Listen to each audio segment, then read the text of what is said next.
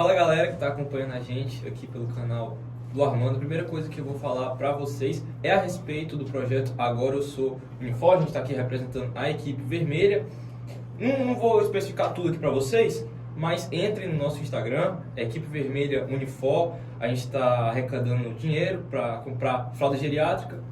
E lá vocês vão conhecer melhor tanto o projeto da Unifor como a nossa equipe. Então entrem lá, acompanhem. Eu sou o Renan, essa aqui é a Vitória, o André. E hoje a gente está aqui com o advogado, juiz do TRE, Rogério Feitosa.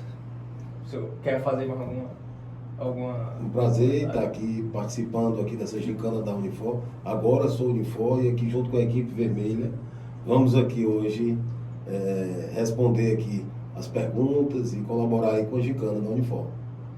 Sim, queria só agradecer aqui o senhor em nome da equipe vermelha de estar recebendo aqui a gente nessa tarde de terça-feira e acho que é isso, né? Quer falar alguma coisa? Não, só agradecer pela a disponibilidade que você teve, ter disponibilizado seu tempo para que a gente possa questionar a respeito da Unifor e isso aí. Estou aqui à disposição como ex-aluno da Unifor com muito orgulho para contribuir com a gincana. Acho que a gente queria saber assim, como é que era um pouco o contexto da vida do senhor antes de entrar na Unifor, o que é que o senhor fazia, assim, qual era o cargo que o senhor ocupava, como é que era? Eu vou fazer um contexto assim, de início mesmo, né? Na realidade, eu fazia contabilidade na Unifor porque eu trabalhava no comércio, né? Trabalhava com meu pai. Em 98, a gente montou, não sei se pode fazer um merchan aqui, pode fazer, mas em 98 a gente montou o shopping do automóvel, fica ali próximo a Iguatemi. Então eu trabalhava com meu pai, a gente tinha uma revenda de veículos, ele era um dos proprietários do shopping como um todo, que a gente construiu a estrutura e sublocou, e também a gente tinha uma loja, então eu trabalhava com ele lá na revenda de veículos em 98. Em 99 eu fui fazer contabilidade, né, como eu falei aqui no começo. Mas não me identifiquei muito com o curso muito bom. O senhor chegou a fazer quantos semestres? Fiz 3 semestres, eu ia para o 3º semestre. Então, um curso muito bom, excelente, uma área muito rica, né? Mas eu não me identifiquei. Talvez por estar no comércio e não tive ali uma identidade com o curso, que eu acho que a questão do curso tem muita questão da identidade, né? E aí, movido talvez assim por conta de um sonho antigo, né, eu acabei que fui fazer Direito.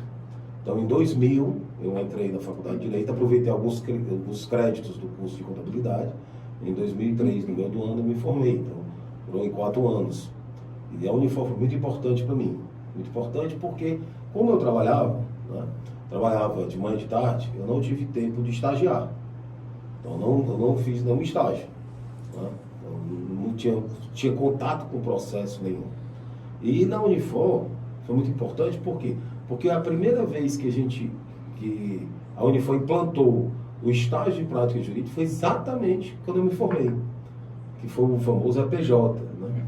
E lá a gente teve com excelentes professores, a juíza Lira Ramos, que hoje é desembargadora, ela era uma das nossas orientandas. Aí nós tivemos ainda o professor Humberto Feitosa, a Sinara, professora também na Unifor, que foram pessoas que foram muito importantes na época, eu guardo ainda na memória, porque a gente teve contato com o processo. Eu principalmente, porque eu não estagiava, como eu falei, então não tinha noção, isso está com 20 anos, é até importante falar, eu faço 20 anos agora que me formei na Unifor. Então, o primeiro contato que eu tive com o processo, isso me empolgou muito, porque eu não falei no começo, mas assim, apesar de eu me identificar com o direito, mas como eu trabalhava, eu era empresário, então para mim a faculdade seria algo, um acessório, como se fosse assim, algo que talvez eu fosse seguir ou não a carreira. Não necessariamente eu iria seguir, era um sonho de fazer, mas eu tinha já meu negócio, minha empresa, já tinha ali uma renda, né? E eu deixar e começar do zero, meu pai não era do ramo da advocacia, minha mãe não era. Meu pai era um ex-militar e depois se tornou empresário. A minha mãe é empresária, antes dona do lar e depois empresária. Meus irmãos, meus familiares, meu irmão na época era corretor de imóveis A minha irmã, na época que eu me formei, era muito nova. Hoje ela tem... na época ela deveria ter 18 anos, 19 anos, a minha irmã mais nova. Então a família não era do ramo do direito, né? Então isso para mim era muito difícil. Você entrar numa área que era praticamente eu iniciar sozinho, do nada.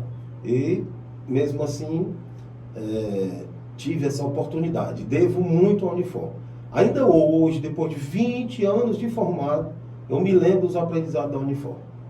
Na época do EPJ, a gente teve uma parceria com a Defensoria Pública. E eu me lembro as petições sendo corrigidas, e até questões simples. Quando a gente corrigia a petição, uma professora da gente foi corrigir a petição, e ela dizia, se você começou como autor, continue como autor, não bote promovente. Então, assim, regras simples e básicas que eu aprendi na Unifor. Se você começou como réu, termine como réu, não bote promovido. Olha, diminua aqui o texto, faça algo mais conciso e tal. Então, são coisas que eu me lembro até hoje. Porque foi exatamente a minha escola na advocacia, foi o EPJ, que foi muito importante. Mas muito importante, nós fizemos júris simulados, fizemos julgamentos simulados, a gente fazia audiências simuladas. Então a gente criava grupos de trabalho, e que nesse grupo de trabalho ficava assim, uma pessoa responsável para fazer a petição inicial, o outro contestava, não sei se ainda hoje é assim que funciona, como é, mas um fazia a petição inicial, o outro contestava, um fazia o recurso, o outro julgava, né? O outro fazia o recurso. Então havia todo a formalização de um processo. E aí a gente fazia o processo todo encadernadinho, não era, hoje deve ser o processo virtual, com certeza, mas na época era físico, a gente imprimia, saía correndo atrás do colega, eu tenho prazo para contestar até amanhã e tal. Você ficava naquela coisa, porque você ali ia ser avaliado, no grupo que ia ter a nota. Então isso foi muito importante para mim, muito importante mesmo. Tive excelentes professores, o professor Carlos Alberto Forte, que hoje é desembargador, na época advogado, dava aula para a gente de direito societário, o professor Mário Parente, que era juiz e hoje é desembargador também, já falei do professor Humberto, da professora Sinara, que foram pessoas extremamente importantes na minha carreira profissional e que eu guardo até hoje na memória. E doutor, pelo que eu entendi, o senhor não teve assim, nenhuma inspiração interna, assim, dentro da sua família, né, para fazer o direito. O senhor não tinha, seu pai não era do ramo do direito, né, nem sua mãe. O que foi que motivou o senhor a escolher a faculdade de direito? Foi alguma inspiração interna? E de continuar, né, na Unifor, de continuar. Né? Na realidade, como eu falei, tinha aquela vontade, não me identifiquei muito com o curso da contabilidade, mas tinha vontade, gostava muito do direito, porque o direito era muito dinâmico, né? Você pode atuar em várias áreas, tanto na área comercial, na área de família, na área empresarial, ou como eu costumo dizer, por mais que você não vai exercer a profissão, mas a gama de conhecimento, de cultura que você adquire no ramo do direito, ele serve para a sua vida toda. E isso me levou a fazer, como eu trabalhava no comércio, talvez isso tenha me estimulado, né? Juntamente com a vontade que eu tinha. Então, fui fazer, de fato, foi um desafio, porque eu me formei um pouco velho. Me formei, eu já estava com 28 para 29 anos. Hoje eu tenho 48, né? 20 anos de formado. E você mudar de ramo com essa idade é um desafio muito grande, né? Mas eu resolvi encarar esse desafio. Comecei 1 ano, 2 anos depois. Que de fato eu comecei em 2006, mais ou menos, tirei o AB logo em seguida.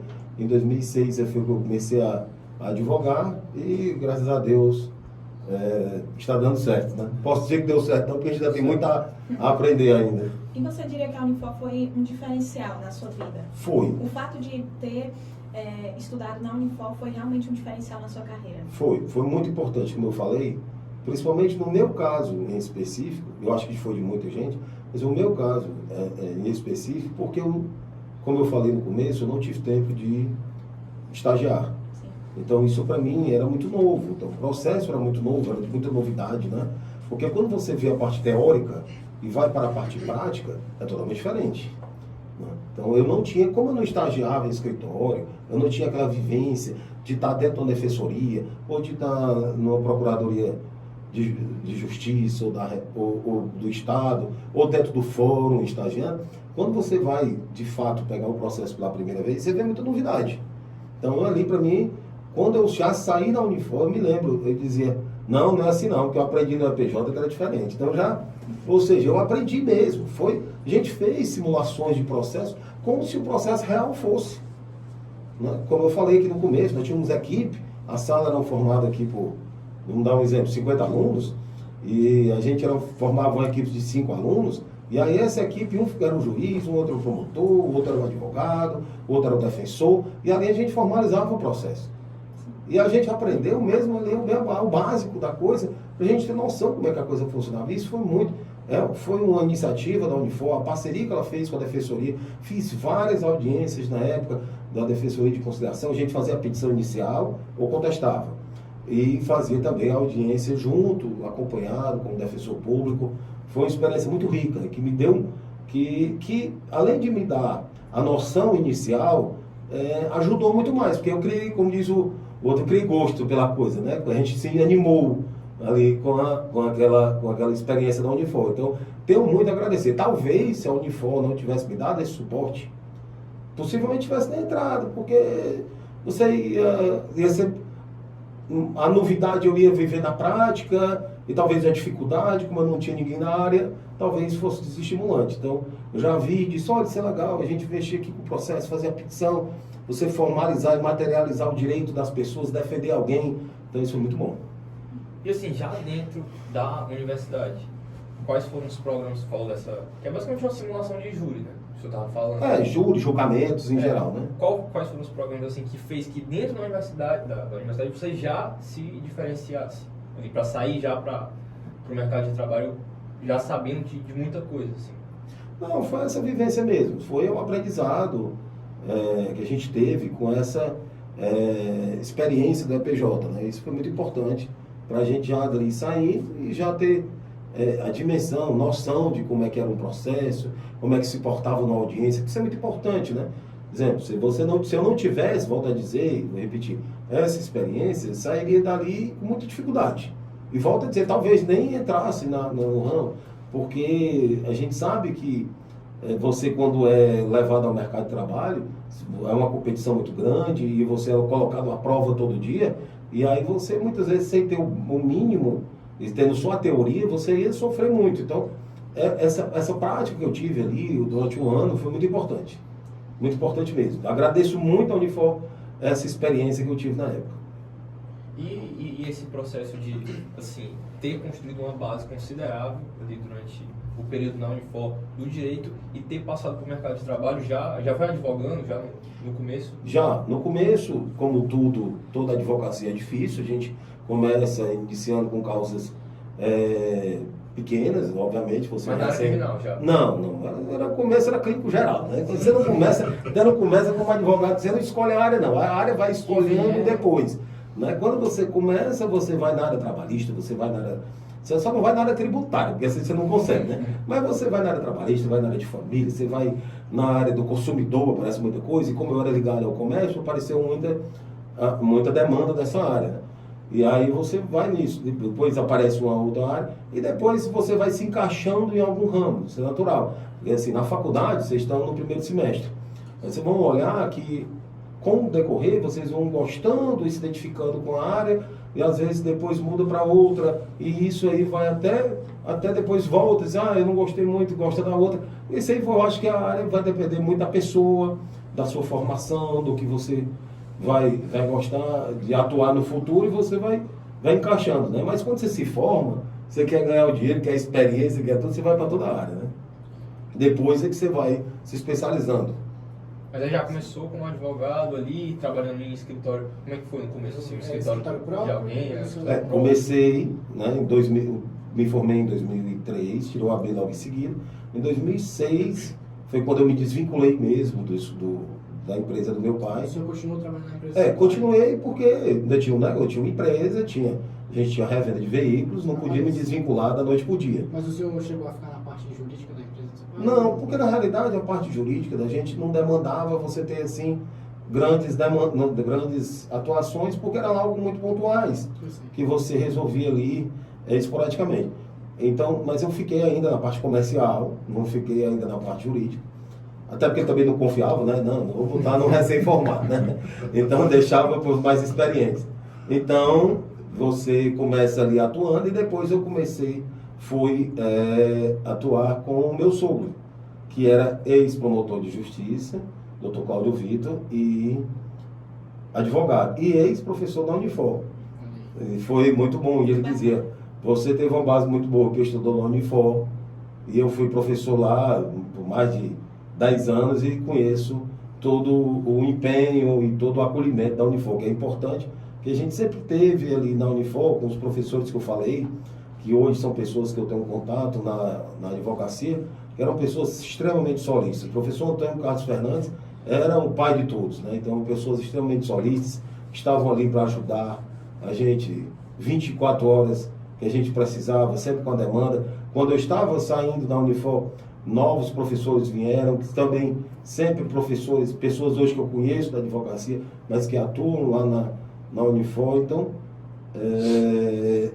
aí sim, voltando à pergunta, aí deixei o escritório, a empresa, e fui advogar com meu sogro em 2006. Mas eu era um advogado ainda aprendiz, né? Porque você tinha a base da Unifor, que foi muito boa, mas era um advogado aprendiz. Comecei com meu sogro em 2006 e 6 anos depois ele faleceu, e aí continuei só, né?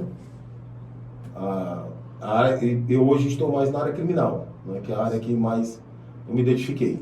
Como que o senhor descobriu que se identificou mais com a área criminal?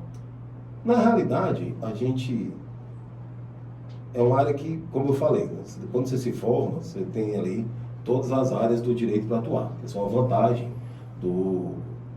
da advocacia, é que você se especializa para você ficar um expert, podemos dizer assim, no assunto, mas você está apto a atuar, diferentemente da medicina, por exemplo, em todas as áreas, né? A gente pode atuar na área criminal, civil, ambiental, trabalhista, tributário. Obviamente que você tem a responsabilidade do profissional de não atuar naquela área que você não tem a demanda, não tem o conhecimento necessário, porque você vai estar colocando em risco o direito do cliente. Mas aí eu comecei a atuar na área criminal porque foram aparecendo algumas demandas, e quando em 2017, eu posso dizer assim, porque a advocacia ela demanda tempo, você vai maturar, é o tempo que você vai ficar conhecido, você vai passar por muitas experiências, e isso é algo que vai lhe dar o know-how no futuro, porque você não vai se tornar um advogado bom do dia para a noite. Você vai ter que participar de audiências, você vai ter que participar de julgamentos, você vai ter que fazer defesas, você vai ter que participar, você vai ter que ter experiências ao longo de um tempo para que você possa chegar a ter aí um certo conhecimento. Você não adquire do dia para a noite, né?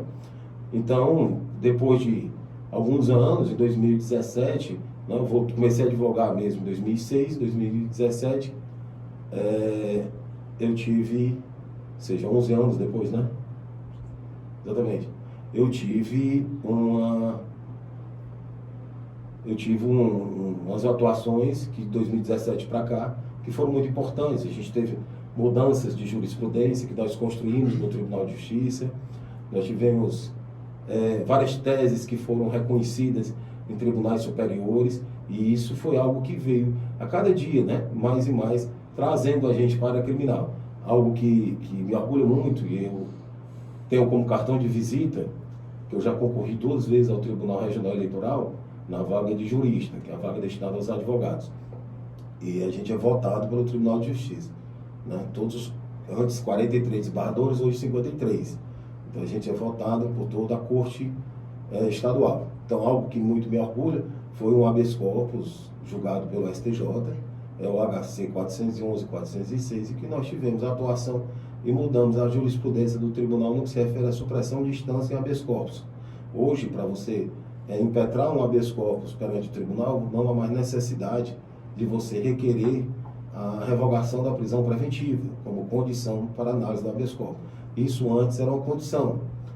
Para você entrar com habeas corpus, isso antes de 2017, você tinha que requerer a revogação. Ou seja, o juiz prendia alguém, mas para eu poder impetrar um habeas corpus, eu tinha que requerer a revogação. Isso demorava um tempo, né? Como os colegas que militam na advocacia criminal sabem, às vezes o juiz passava de 1 mês para analisar essa revogação, e isso tornou algo muito rápido, imediato. O juiz prendia de manhã, à tarde o tribunal já podia analisar o habeas corpus que o advogado impetrou, porque entendemos que não haveria essa necessidade de se requerer essa revogação como uma condição.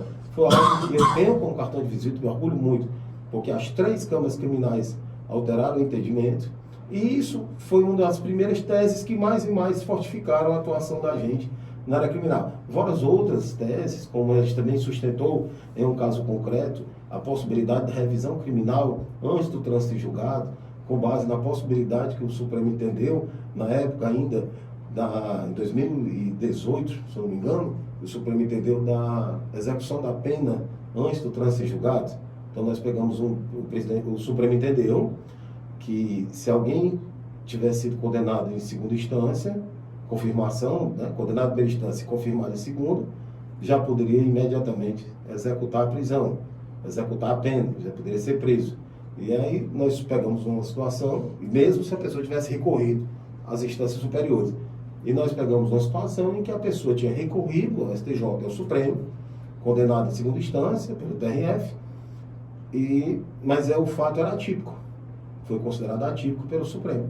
E aí eu entendi, desenvolvi uma tese, consegui um parecer gratuito do professor Lenny Streck, um dos grandes doutrinadores do Brasil. Liguei para ele, atrevido, né? Liguei para ele, professor, preciso de um parecer seu, e ele me deu um parecer gratuito para subsidiar a tese da revisão criminal antes do trânsito julgado, que foi bastante discutido no TRF. Infelizmente, a gente encontrou um obstáculo porque era necessário que houvesse o trânsito em julgado como requisito, mas houve um debate. Se houvesse um exame de prova que não poderia ser analisado nas instâncias superiores, ou seja, houve um debate bem interessante no julgamento.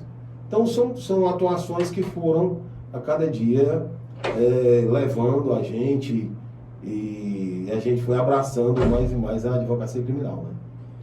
E essa alteração da jurisprudência, ela fica basicamente sobre a subjetividade do magistrado ali? Como assim? Ele compreender qual lado está certo em relação a essa parte do habeas corpus que o senhor falou, por exemplo. Vão ter as duas teses e ele subjetivamente vai entender o que é que está correto, o que é que está errado e vai alterar ali a jurisprudência. Não, você não está falando da questão da supressão de instância. Você está falando se vai conceder ou não o habeas corpus, não, isso aí vai ficar de acordo com a análise de cada caso concreto. O que a gente tinha e a gente defendeu era que não haveria necessidade de uma condição para você impetrar um habeas corpus. Aí isso aí se tornou algo pacífico. Não há mais subjetivismo sobre isso. Se o juiz prendeu, automaticamente você pode entrar com o habeas corpus e já pode o tribunal analisar a prisão, né? O senhor hoje é juiz do Tribunal Regional Eleitoral, né? Quando o senhor era estudante, ele estava terminando a faculdade, o senhor já imaginava que um dia poderia ocupar um cargo assim tão renomado, ou nem passava pela sua cabeça?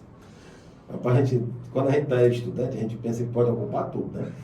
Até ministro do Supremo a gente passando pela cabeça da gente. A gente vê na Constituição como é que funciona, né? Mas na realidade é assim, você de fato pensa em várias coisas, né? Mas acho que com o tempo, muita gente sai da faculdade e pensa em fazer concurso, outros seguem na advocacia, outros vão para o Ministério Público, outros vão para a Defensoria, enfim. Né? E quem segue na advocacia, eu costumo dizer que você tem uma ampla atividade. Você pode entrar num tribunal pela porta da advocacia, que são todo tribunal que tem vaga vitalícia, que são os tribunais de justiça, os tribunais do trabalho, os tribunais federais e os tribunais superiores, né? Eles têm as vagas destinadas à advocacia. O Supremo não tem vaga destinada a ninguém. Lá o presidente, quando há uma vaga, o presidente da República pode botar todos os advogados, todos os promotores, todos os juízes, fica a critério do presidente. Mas, de fato, quando você está e sai para a advocacia, são sonhos que permeiam a sua cabeça, né? Um dia poder conseguir. Um dos requisitos é você exatamente ter 10 anos de advocacia. Então é algo que você tem que se preparar para no dia que você alcançar aquele patamar mínimo dos 10 anos, poder um dia concorrer. E eu tive muito orgulho, que foram as 2 vezes que eu consegui concorrer, ser votado pelo Tribunal de Justiça, que é um reconhecimento do trabalho. A primeira vez eu entrei na lista, quando eu fui nomeado em 3º lugar, e quando eu fui reconduzido, voltei em 1º lugar. Eu já dizia que ser nomeado para uma vaga do Tribunal Regional Eleitoral, o mais importante no pleito e o que era mais gratificante era você ser referendado pelo tribunal que você atua. minha advocacia eminentemente no Tribunal de Justiça. Então, praticamente nas câmaras criminais. Então, você ser referendado, como eu fui as 2 vezes voltado à unanimidade pelos desembargadores, mostra que o seu trabalho é um trabalho reconhecido, um trabalho particularmente bem feito. Então, isso causa muito orgulho, né? E aí, respondendo a sua pergunta, um sonho que a atuação coerente, a atuação correta, a atuação com ética conseguiu concretizar. Então, o senhor poderia dizer que está realizado hoje? Não, porque a gente acha que sempre pode ir mais além, mas assim, eu imagino que nos meus sonhos mais... os meus maiores sonhos de formando, eu não imaginava que chegar aonde eu cheguei, né? Mas acho que a gente sempre pode sonhar mais e tal. Mas já me sinto muito feliz. Não posso dizer realizado, porque eu acho que a gente ainda tem muita coisa ainda a construir. Aprender, principalmente, né? E ensinar e repassar. Mas me sinto muito feliz de ter conquistado já algum espaço e já ter feito algum nome, né? Você poderia citar uma defesa que marcou você pessoalmente? Uma defesa que o senhor realizou? Tem vários casos que marcaram, que foram muito importantes, né? Vários. Eu acho que o que mais marcou mesmo foi esse da supressão de instância habeas corpus, sabe? Foi um processo gratuito, foi uma cliente que chegou e ela não tinha condições financeiras suficientes para contratar advogado, mas queria contratar um advogado para o filho dela. E eu peguei a causa e disse que cobraria ali uma quantia X. Ela disse que só poderia pagar aquela quantia em várias parcelas. E eu comecei a perguntar por que ela não poderia pagar e tal. E ela disse que a atividade dela não tinha uma remuneração muito grande. Enfim, ela ia se privar de algumas situações. Eu disse, não, a senhora não precisa me pagar nada, que eu vou fazer a defesa do seu filho, como se a senhora tivesse me pago. E eu costumo dizer, né, a gente que atua na advocacia, a gente tem que ter um desprendimento para esse tipo de coisa. E isso eu fui abençoado, que foi a tese que eu mudei a jurisprudência do tribunal e sou reconhecido por essa tese. Foi algo que me marcou muito, que foi um processo gratuito. Eu atuei a pedido de uma mãe. A gente faz, na advocacia, principalmente na advocacia criminal, a gente tem muito essa questão do pro bono. A gente se apaixona pela causa, se apaixona pela tese, e às vezes a gente até esquece a questão de honorários e tudo, quando a gente abraça muito, a gente vivencia muita coisa, né? E isso eu fui muito recompensado. Né? Eu me sinto muito orgulhoso de ter sido a pessoa que mudou a jurisprudência do tribunal das 3 câmaras criminais. Então eu acho que essa, tem várias outras, né? Várias outras, mas eu acho que essa foi muito marcante. Eu tenho na área civil também, algumas atuações, eu desenvolvi no estudo que eu fiz, até num caso de um sobrinho meu, que ele teve câncer, ele teve que fazer uma amputação na perna, uma amputação interna, e o Detran disse que ele não era deficiente, porque ele foi diagnosticado como uma pessoa com deficiência, ele até veio a falecer depois por conta do câncer, mas eu desenvolvi e consegui uma decisão judicial, que foi a primeira CNH em um veículo que a pessoa pudesse prestar o exame de CNH em um veículo automático sem ser deficiente. Eu construí a tese de que o CONTRAN estaria ali exorbitando as funções regulamentadoras. Então foi uma tese muito interessante também. E tiveram várias, mas a que mais marcou foi essa da supressão de instância e habeas corpus, né? E a gente vê também que o senhor ocupou muitos cargos, principalmente relacionado ao AB. Como é que é esse processo de ocupar o cargo? É por meio de concurso? É por meio de nomeação? Tá. Muito importante essa sua pergunta, porque eu devo muito também à atuação que eu tive na UAB. E aqui queria fazer um registro, porque eu comecei na UAB como conselheiro estadual em 2012, fui conselheiro suplente, depois em 2015, se eu não me engano, eu assumi algumas comissões na UAB, né? E em 2018 eu fui secretário-geral da UAB Região Metropolitana. E eu tenho muito orgulho de ter participado na diretoria de uma subseção. Por quê? Porque eu passei, na época a subseção era muito grande, a gente tinha 16 municípios. Era toda a região metropolitana a gente trabalhava. E eu trabalhava diretamente com os anseios dos advogados. A gente estava ali como literalmente na ponta. resolvendo todos os problemas. Era aquele colega que tinha um problema porque o juiz não atendeu. Era aquele colega que tinha um problema porque o delegado não deu vista de um processo. Era aquele colega que tinha um problema porque a impressora do fórum não funcionou. Era aquele outro que chegou lá e a servidora disse que ele não podia entrar na sala da UAB. Nós tínhamos uma série de problemas e a gente passou a atuar. Junto com um colega, Paraíba Neto, que foi a pessoa que me deu a oportunidade de entrar na gestão com ele, porque na UAB você é eleito pela classe. Então eu era inscrito, como sou inscrito na região metropolitana, você concorre numa chapa, e lá nessa chapa você é eleito pela classe, no caso da subseção, pelas pessoas que atuam lá na subseção, que na época eram 16 municípios, né, que fazem a subseção, e aí a gente era eleito, eu compus a diretoria. Né? Assim como ocorre na eleição da OAB estadual. Todos os advogados do estado votam numa chapa que vão formar conselho estadual. Né? Então você concorre, basicamente são 2, 3 chapas que concorrem, podem ser várias, né? Você tem que formar, mas sempre giram em torno disso. E aí os eleitos vão ser os gestores por 3 anos. Então a mesma composição nas subseções no Conselho Federal. Só que o Conselho Federal a eleição ela é diferente. Ela não é uma eleição votada pela classe, ela é uma eleição indireta. Né? Mas eu tive uma oportunidade muito grande de participar como secretário-geral. A gente fiz visita a todas as comarcas, olhar e conversar com os advogados, ver os anseios dos colegas. Então isso foi muito rico, foi um aprendizado muito grande que a gente teve durante 3 anos, né? Que a gente terminou a gestão em 2021, 19, 20, 21. Certo. E assim, o senhor sempre pensou que iria para o ramo da advocacia, ou o senhor já pensou alguma vez em fazer concurso? Quando o senhor ainda fazia faculdade, o senhor pensava em fazer concurso, sim ou não? Você falou, não, eu vou advogar mesmo, eu quero isso. Como eu falei no começo, né? Todo mundo que se forma, eu acho que é unanimidade, a primeira coisa que passa na cabeça é fazer um concurso, né? Você pensa em fazer um concurso e tal, seja de juiz, promotor, procurador do Estado, procurador da República, procurador federal. Então. Mas eu acho que um dos grandes incentivos foi o fato de eu trabalhar com meu sogro, quando um tempo depois, porque o concurso requer muita dedicação, requer abdicação, você tem que abdicar de muita coisa, né? E foco, persistência, e você tem que literalmente ser um profissional do concurso, né? Você não pode conciliar com outra área, foi muito difícil.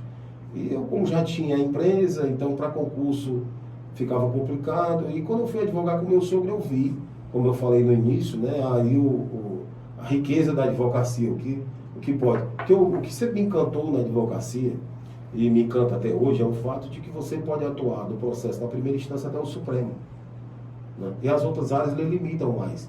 Por exemplo, se eu for promotor de justiça, eu vou atuar na primeira instância. Na segunda instância já é um procurador, já não é mais um promotor.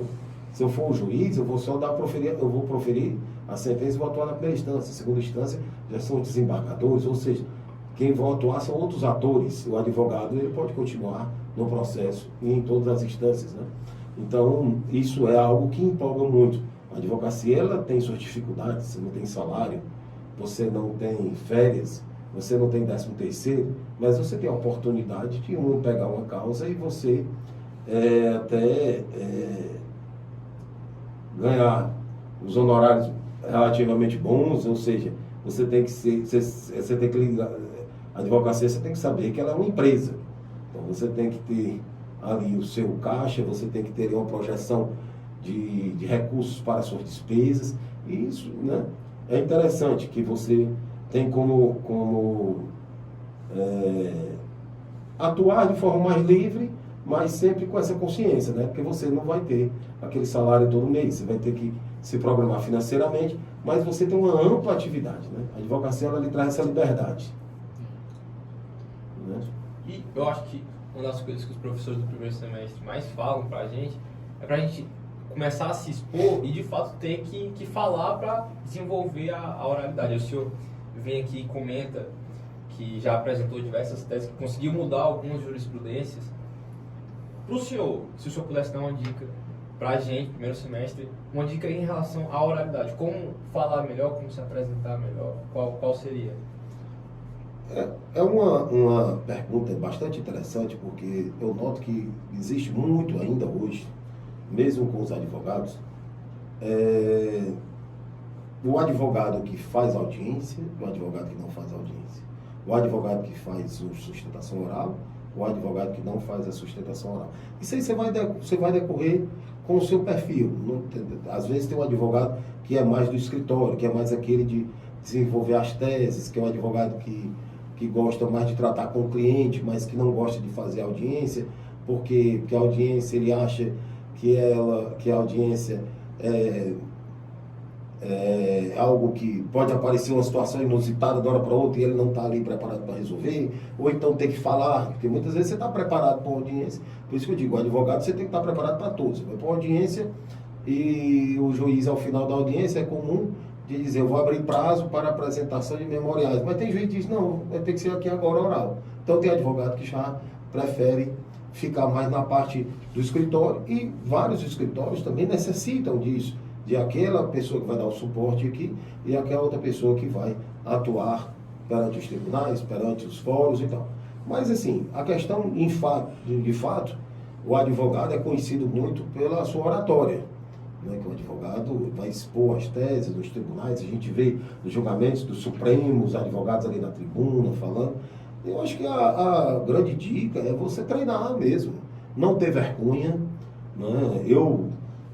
Desde que eu atuo, sempre que eu posso, eu faço as sustentações orais, sempre que eu vou, estou lá explicando as teses, procuro ser bastante sucinto, sempre pontual, sempre bastante objetivo, né? Que é exatamente onde você aparece com seus argumentos, né? Você vai ficar conhecido. Então, sempre procurei. Eu acho que isso aí vai depender de cada um, mas o importante é que você, de fato, procure perder a vergonha, procure, de fato, se expor, explanar. E é uma constante. Quando você começa, depois ela desenvolve sozinha.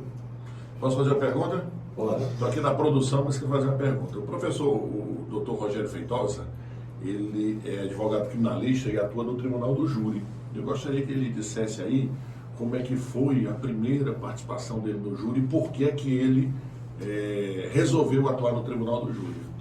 A primeira participação foi em 2006, né?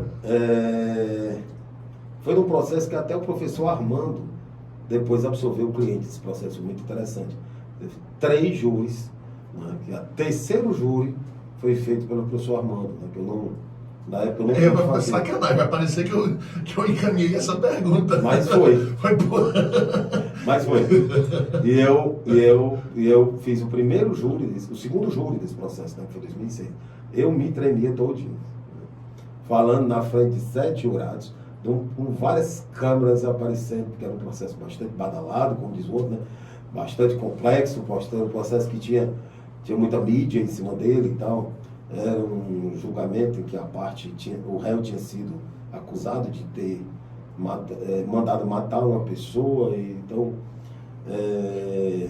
uma pessoa que era conhecida, então foi um processo muito complexo. Então foi, talvez ali, aquele processo, aquele julgamento midiático foi o que me encantou, né? De você estar ali num processo que foi algo que você tinha um embate muito grande, o promotor de justiça vinha com uma acusação pesadíssima. A gente na defesa, eu estava com meu sogro, né? E eu comecei falando, ele me deu 10 minutos, eu me tremia todo, me lembro que eu pegava o papel, me tremia todinho, mas é natural, não tinha experiência do júri. Até hoje eu me tremo, né? Mas eu me tremo, faz com que isso não passe por papel quando a gente está lendo. Mas se a gente não tiver ainda hoje aquele gelo na barriga, aquela angústia quando vai começar, é melhor que não faça. Porque eu acho que o advogado que ele abraça uma causa, que ele vai defender alguém, você tem que ter sempre aquela vontade e aquela vontade de justiça, e você está ali com a liberdade da pessoa em mãos, você está ali com o patrimônio, você está na área civil, é mais frio, né, de fato. Mas quando você está na área criminal no júri, você está ali e depende muito do que você vai desenvolver, você tem que estar literalmente ali dentro da causa, né? Então, quando eu completei 18 anos de OAB, ano passado eu fiz uma postagem e eu até queria ler aqui essa postagem, que é interessante, que eu acho que vai resumir bastante aqui o nosso bate-papo, porque ela é muito marcante para mim. Foi uma postagem que eu fiz 18 anos, está aqui, ó, que ela exatamente responde à pergunta do professor Armando. Sou Rogério Feitosa Mota, advogado, inscrito na OAB desde 2004. Este mês completo 18 anos de exercício da advocacia. Atuei em centenas de causas. Foi um tempo de muito aprendizado. Lembro do primeiro processo. Era um jovem advogado em busca de justiça. O início foi muito difícil, principalmente porque era o único de uma família de empresários a entrar na advocacia. Tive muitas vitórias, alegrias, desilusões. Faz parte. Pensei em desistir? Sim, lógico. A advocacia não é fácil.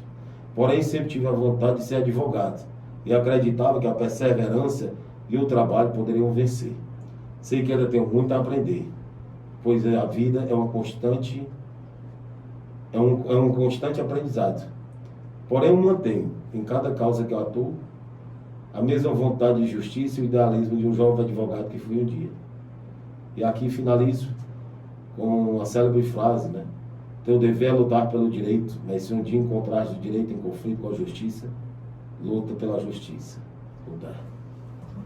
Agora, finalizar com essa frase que fiz quando eu fiz 18 anos de advocacia. Perfeito. Então é isso aí, né? Né? É isso. Agradecer, né, o Rogério por ter recebido a gente aqui no escritório dele. Agradecer pro seu O Armando Armando. que fez a ponte. Fez né, a aqui, ponte. indicou aqui o profissional renomado pra gente entrevistar. E acho que é isso. E é né? isso, Vitória né? vai dar aí um... Querem falar mais alguma coisa? Não, Vitória também não. E é isso. Mais uma vez só lembrar.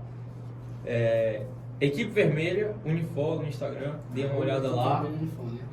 Dê uma olhada lá. E é isso. Agradecer o Rogério por ter recebido a gente aqui. É isso. Eu que Abraço. agradeço aqui a oportunidade de ser entrevistado e parabenizo vocês pelo trabalho e desejar sucesso aí na Muito obrigado. gincana, né? É. A equipe vermelha, Projeto, né? o projeto. Obrigado. Valeu, abraço. Valeu, valeu.